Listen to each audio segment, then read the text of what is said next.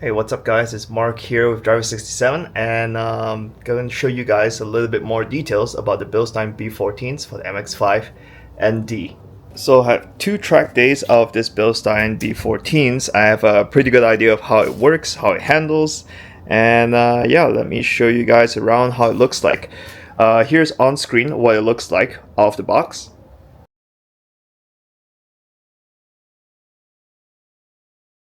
And here is how it looks like fully installed. Reason why I do this video again is also when I was looking at B14s, there's a few different pictures. If you Google it, it's like, well, there's a few different pictures of it. Like one of it is like the spring is linear spring, not progressive spring. So think of it as basically it looks exactly almost like the same as a stock Bilstein, or actually stock suspension I believe also looks somewhat similar to as well. I might be wrong. Well, the version I have is the club package with the Brembo. So they come with the Bilstein B8 or B6, I'm not sure exactly what, with the yellow body. The parts that's provided from Bilstein is the shock body, camera focus please. So shock body, the springs, the bump stops, but everything from the rubber boots here, and the top hat here, and so this metal plate and a few other components inside there. You have to transfer it over from the stock suspension over to this here. So get comfortable with the spring compressor. You'll be using it for 4 times to install the suspension, so to get the components out and transfer over to the Bilstein. So the Bilstein is B14 is a little bit heavier, and this is how it looks like. So I'll give you guys up close look on how it all looks like here. Again, also a good idea of, like, you know, if you get the components or you're planning to get it, what you have to do to transfer it over. Bilstein has some pretty good instructions, but then again, you know, some things I wish they could do better is they should maybe give a reference of how much you have to compress the spring, or where you have to put this ring here, what I call ring to thread end distance. I have on screen here as well what my setting is to get 2 centimeters drop all around for the whole car.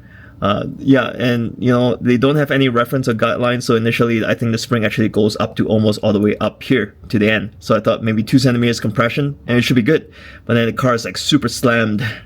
And that's not gonna work for me because I want to drive in the winter as well. So yeah, I have to compress it a lot more. It gets more difficult up here, but not too bad. Just, you know, take some time to get it up to that spot here. Your hands might be a bit tired. Back's just basically the same deal. To provide shock body, everything except the top portion right there.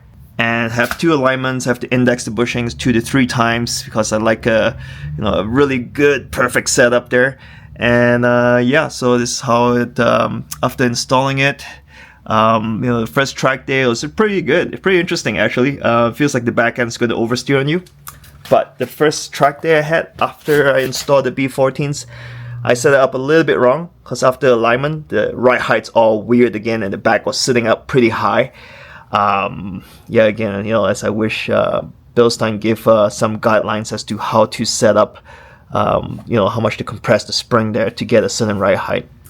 And also Bilstein, they say 2 to 3 centimeters lowering on their website there. Okay, sorry, it's not the easiest to film in the tight garage here.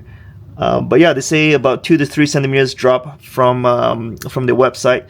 But in actual fact, you can tighten up the springs all the way up to the top here to get basically factory ride height, if you would like, or if you like to, let's say winter drive and have a higher, slightly lifted Miata, I guess you can do so because there's still a little bit of room here. Again, this is 2 centimeters drop right now where the rings is seated. So after first alignment, as I said, I didn't set up correctly. The back was high, so I have to lower it a little bit more at the back, but I didn't adjust the bushings because I don't have time and don't have the energy to do so. And a very oversteer feeling, and it's basically absolutely neutral, maybe slightly oversteer feeling for the car there. The traction control definitely kicks in really easily, so yeah, on the street if you want to take a corner a little bit hard, the traction control would just go crazy easily. But yeah, so after the first track day it felt really good, but then after that, the track day, I indexed the bushings correctly again, and then have a alignment, and the alignment was a little bit better because now I was able to have the back end alignment match the front. Initially, first track day, the back alignment was actually a little bit more positive for the camber compared to the front. And the shop didn't do exactly what I want, but it is what it is. It's hard to find a good dealership. Usually you have to go tuner shops to get those custom alignments correctly or done well. So second alignment was done properly, and the limiting factor is actually the driver's side. Driver's side camber can only go up to negative 1.6, so the rest of the setup has to kind of match the limiting factor of one of the front wheels there. Every car setup's different. Some Miatas I hear they can get a lot more camber, some less, so it's the luck of the draw, I guess. So anyway, back toe is toe in 1/16 of an inch, and the front right now is set up to 0 toe.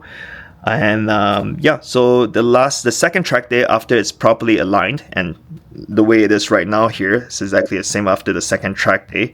It's slight understeer, but it's controllable. It's overall I have more grip. The stock suspension understeers, but less. It's not predictable when it's gonna understeer a lot for you, so that's kind of shitty. So right now I can actually push it harder. Yeah, it's still just a lot more grip, and the tire wears out so much better. Here, I'll show you guys the tires.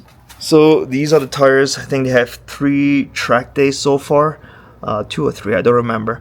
Anyways, in the past year with the stock Bilstein suspension, this is the inside edge. The inside edge will look absolutely brand new and not worn before. Well, not worn at all, I would say. So right now I can see it's a little bit more worn out here. Which is good, overall transfer like some of the grip throughout the whole tires a little bit more evenly. The outside still wears out pretty quick, but I cannot get enough camber for what I want to do is like street and track driving. So it is what it is there, but good to see that the inside's actually wearing out there too. And nice thing about getting a little bit more camber and just lowering the height a little bit there. The tires also, I can adjust the pressure and lower the front a little bit more, because initially the front I have to put a lot more pressure to prevent tire roll. Yeah, so better heat management. The back also wears out faster than the front. Used to be the front wears out a lot, and then the back's like, it wears out, but it's not as much. So now the front and back wears out a little bit more evenly, well distributed wearing. So the upcoming track day, what I'm gonna do is I'm gonna play around with the tire pressure a little bit, so I can dial out a little bit more of the understeer. Perhaps I would run the car with less fuel as well, so less weight at the back, and yeah, hopefully just takes out some of the understeer and make it a more awesome track machine there. Anyways guys, thanks for watching, and hopefully this little video gives you a better idea of what the B14 looks like when installed on the MX-5 and D. Thank you.